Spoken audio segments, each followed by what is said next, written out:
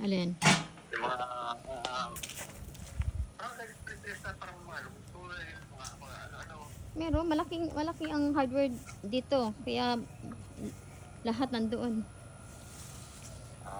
Marma harvesting the sweet potato leaves. Ano na yun? Bahay din ba yun? Yan. Bodega sa likod. Ah, Ano lang siya yung manipis na lata. Hindi ka na ibaba, hindi ka nag-ano ng tagabang. Ngayon pala nagtutubuan. Ito, may ilang piraso sa likod nyo. Yan, mangilan-ngilan lang. Ano yun? Pag nag-yero dyan, di, ano yan? Wala, mga ano, Ano yan? October, mamatay na itong mga gulay kasi maglalamig na. Oh. Tapos, Ilang buwan lang. tapos magtanim na naman ulit ng panibago. Maglagay na naman ulit ng mga buto. Pero, pag nag-slow, siyempre, matutulang tubig naman yan, di ba? Oo. Pero madalang dito mag-snow. Ang mag-snow dito, madaling araw, pagka alas 9 ng umaga, patunaw na siya. Pero malamig. Hindi ko na problema sa magdilig niya. Sa ngayon tag-init, tuwing makalawang araw ako nagdidilig. Kasi may dito pag summer. May restriction paggamit ng tubig dito. Ano yung bakod na yun? Sa'yo yun? Alin? Yung bakod na yun sa'yo? Oo. Bakit mo na yan? Nung lumipat kami dito, meron na yan. Nilagyan ko lang ng puti, yung trellis na puti. Pero walang pakialaman talaga, no? Ay, wala. Pero tinaasan ko yung tawag dito. Itong sa taas, oh.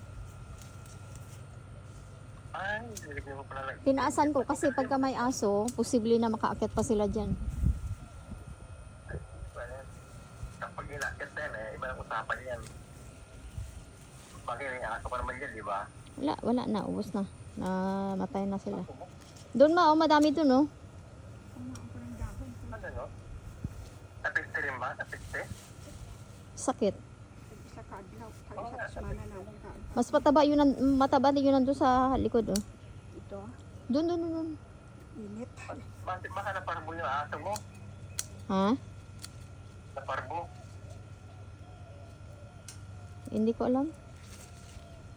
Kasi ang sakit ng aso parbo bla. Pag ito, nagsuka, tuloy na yun. Yun. Hindi na mag-survive ang aso na maagapong sa, no? Lalo yung tag-init. Bukan mo yung ano mo, Alin? yung ano mo, putulan mo lang subukan mo lang. Pagputol ka ng ng bandang balat sa Redfall, simula sa talbos, Oh. igos, bilang ka ng mga isang dangkal siguro, tapos putulin mo, talbuin mo muna ng dahon, tapos itry mo ulit sa may puno doon, lagay mo sa tubig. Pag ibig sabihin, nagbugat, pwede ka nang maghuli ng ganyan. Panlagay ka ng tanim ulit. Kasi sa akin doon sa mangga doon yung mga tumubo lang. Pag tinapon doon sa taas, bahay, Oo. sa likod, daming mangga tumubo doon. Doon sa likuran mo doon? Sa may creek? O, sa may, backyard ko. May mga tumubo na mangga na hindi ko man tinanim, tapos may mga avocado. Alagaan mo na lang yun. Yun. May mga atis din. Yan pag tag-araw, maninilaw sila. Oo. Kasi po, patay ka ng mga puno mo Tinitrim ko yan. Kasi pagka masyado nang mahaba yung sanga. Ano yun, kalaban mo dyan, hangin, lalo pagbagyo. Di ba nagabagyo din dyan? Mm-mm. Oo. Dalawa lang yan. Pag hindi mo mampar sa bahay mo yan, siraan yung bakod mo.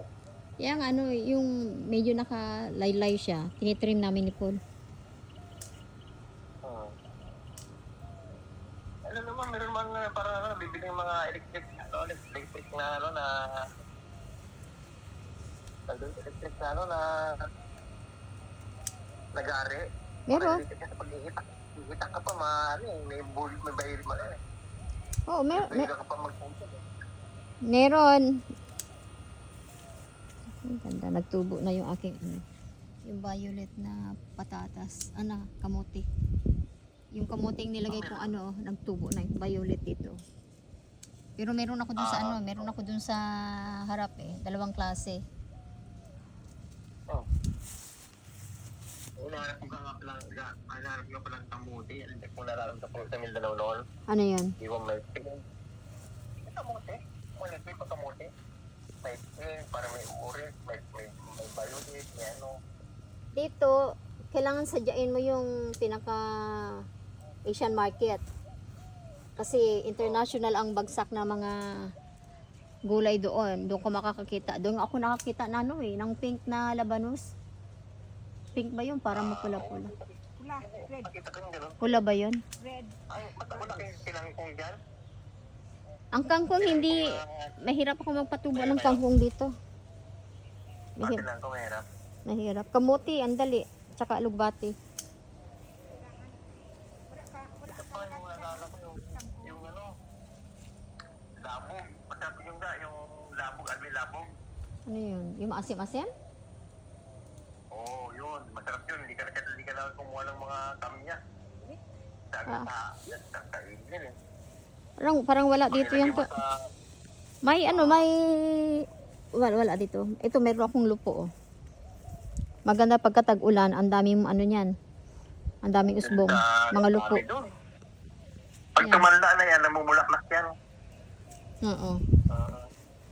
Pero maganda yan kung mga bagong sibol, masarap kainin yun. Oo. Masarap kumain tayo sa ibon tayo ron eh. May patakay mga Tagalog dun, bakit